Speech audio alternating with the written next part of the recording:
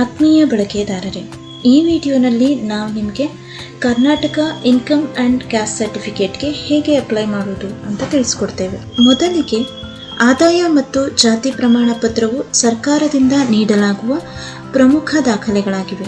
ಆದಾಯ ಪ್ರಮಾಣ ಪತ್ರವು ಕುಟುಂಬದ ವಾರ್ಷಿಕ ಆದಾಯವನ್ನು ದೃಢೀಕರಿಸುವ ದಾಖಲೆಯಾಗಿದ್ದು, ಜಾತಿ ಪ್ರಮಾಣ ಪತ್ರವು ವ್ಯಕ್ತಿಯ ಜಾತಿ ವರ್ಗವನ್ನು ಅಧಿಕೃತವಾಗಿ ದೃಢೀಕರಿಸುತ್ತದೆ. ಹಾಗೆ ವಿದ್ಯಾರ್ಥಿ ವೇತನ, ಶಿಕ್ಷಣ, ಸರ್ಕಾರಿ ಯೋಜನೆಗಳು ಹಾಗೂ ವಿವಿಧ ಸೌಲಭ್ಯಗಳನ್ನು ಪಡೆಯಲು ಈ ಪ್ರಮಾಣ ಪತ್ರಗಳು ಅಗತ್ಯವಾಗಿದೆ. ಹಾಗಾದರೆ Karnataka income certificate and caste ಸರ್ಟಿಫಿಕೇಟ್ಗೆ ಹೇಗೆ ಅಪ್ಲೈ ಮಾಡೋದು ಅಂತ ನೋಡೋಣ ಬನ್ನಿ.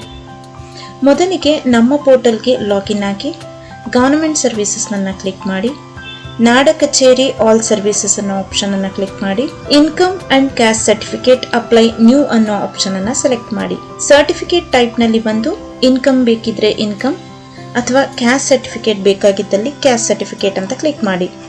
ಹಾಗೆ ಅಪ್ಲಿಕೆಂಟ್ ನೇಮನ್ನು ಎಂಟರ್ ಮಾಡಿ, ನಂತರ ಅವರ ಮೊಬೈಲ್ ನಂಬರನ್ನು ಎಂಟರ್ ಮಾಡಿ.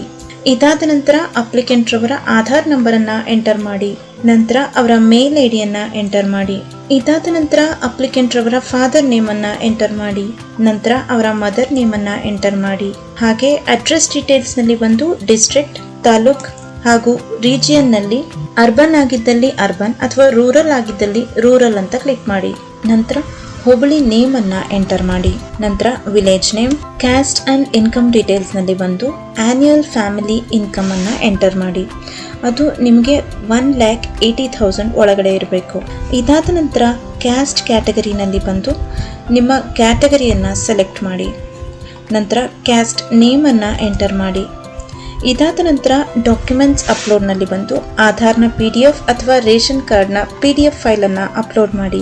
ನಂತರ ಸ್ಕೂಲ್ TC ಅಥವಾ study certificate or parents caste ಸರ್ಟಿಫಿಕೇಟನ್ನು ಅಪ್ಲೋಡ್ ಮಾಡಿ. ಈ ಎರಡೂ ಫೈಲ್ಸ್ ಕೂಡ 2 MB ಒಳಗಡೆ ಇರೋ ಫೈಲೇ ಆಗಿರಬೇಕು. ಇದೆಲ್ಲ ಆದ ನಂತರ ಸಬ್ಮಿಟ್ ಫಾರ್ಮ್ ಅಂತ ಕ್ಲಿಕ್ ಮಾಡಿ, ಪ್ರೊಸೀಡ್ ವಿತ್ ಪೇಮೆಂಟ್ಸ್ ವಾಲೆಟ್ ಅಂತ ಕ್ಲಿಕ್ ಮಾಡಿ. ಇಲ್ಲಿ ನಿಮಗೆ ಇನ್ಸ್ಟೆಂಟ್ ಆಗಿ ನಿಮ್ಮ ಅಪ್ಲಿಕೇಶನ್ ಪ್ರೋಸೆಸ್ ಆಗಿ ಎಕ್ನಾಲೆಜ್ಮೆಂಟ್ ವ್ಯೂ ಆಗುತ್ತೆ. ಈ ವಿಡಿಯೋನ ವೀಕ್ಷಿಸಿದ್ದಕ್ಕಾಗಿ ಧನ್ಯವಾದಗಳು.